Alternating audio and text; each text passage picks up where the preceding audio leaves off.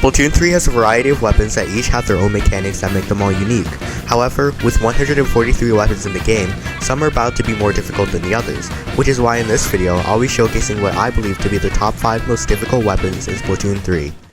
First off, we have number 5, the Splat Roller. While this weapon seems simple on paper, there's actually quite a bit of a learning curve when it comes to using it effectively. The weapon has somewhat slow movement speed and fire speed, which makes it very reliant on charging to get kills. To use the weapon effectively, you have to have a lot of knowledge when it comes to positioning, especially at higher levels of play, where your opponents are less likely to just waltz into your effective range. There are also a lot of positions that lesser experienced rollers wouldn't think to take, like under ledges that can actually be very good for the weapon. And to top it all off, the vertical flick is actually quite difficult to hit, requiring a good amount of experience to be able to hit consistently at close range. Overall, this weapon, while easy to pick up and play, takes quite a bit of experience to be skilled at. Moving on to number 4, we have the Slosher. Similarly to Roller, Slosher seems quite simple, but there's a multitude of mechanics that make the weapon more difficult than you would think. Starting off with the obvious, we have the regular sloshes. There's actually a lot of jank with the sloshes that take a very long time to master. You can fire the regular sloshes in a variety of ways, like the regular straightforward shot, a jump shot, or you can pull a full 180 with your controller to flick your opponent. With so many options, you can imagine that it's very difficult to know which one to use in a certain situation. On top of that, similarly to Roller, at higher levels of play, the positions you choose to take are incredibly important to your success with the weapon, much more than the average weapon of course. Dodge rolling into the number 3 spot, we have the Dually Squelchers. While it's likely the most underutilized weapon on the list, it's still definitely quite the challenging weapon to get a grip on. Starting off, the weapon has the second most range in the Dually class, behind the Dowser Dualies. To balance this range out, the weapon has a very slow kill time. This makes it so your aim has to be very good to get kills with the weapon. On top of that, Dually Squelchers have the slipperiest dodge rolls in their class, which also allows them to jump immediately after a dodge roll. This technique, called dually hopping, is usually used to increase your evasiveness, which helps make up for your poor kill speed, since the weapon does like to play as a skirmisher, but it also indirectly makes the weapon a pain to aim with. In the words of one of the best Dually Squelchers players, Kamachan, he enjoys the weapon because it's difficult to learn how to use properly, since you don't always want to dodge roll since it can throw your aim off, and takes up a bunch of ink. Its combination of complex movement tools and slow kill time earned it the spot as the third most difficult weapon in Splatoon 3.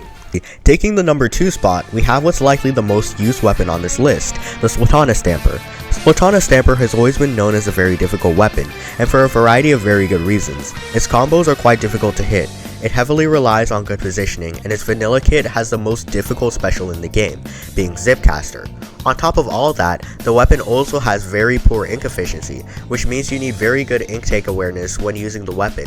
Decision making is very difficult for this weapon, since you have so many different options, each with their own use cases, to the point where it can actually get a little overwhelming.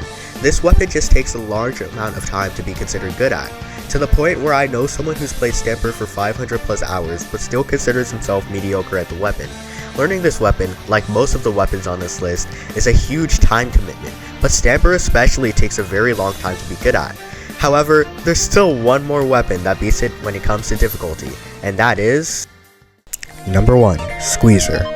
Squeezer is infamous for being one of the most difficult weapons in this game, and its debut game Splatoon 2. This is due to the fact that it's a 3-shot weapon, where you have to mash the shoot button to get each individual shot, similar to the brushes. This makes it the de facto hardest weapon to aim with in the game.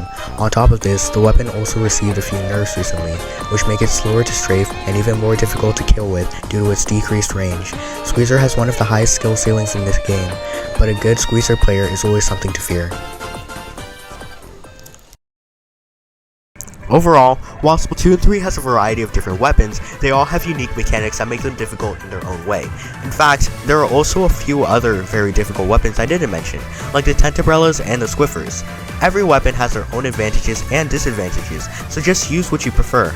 By the way, I'm Ondentino, and if you learned something new or enjoyed the video, please drop a like and subscribe. I'm a brand new channel that really wants to grow and continue to put out quality videos for everyone to enjoy, so your support is always much appreciated.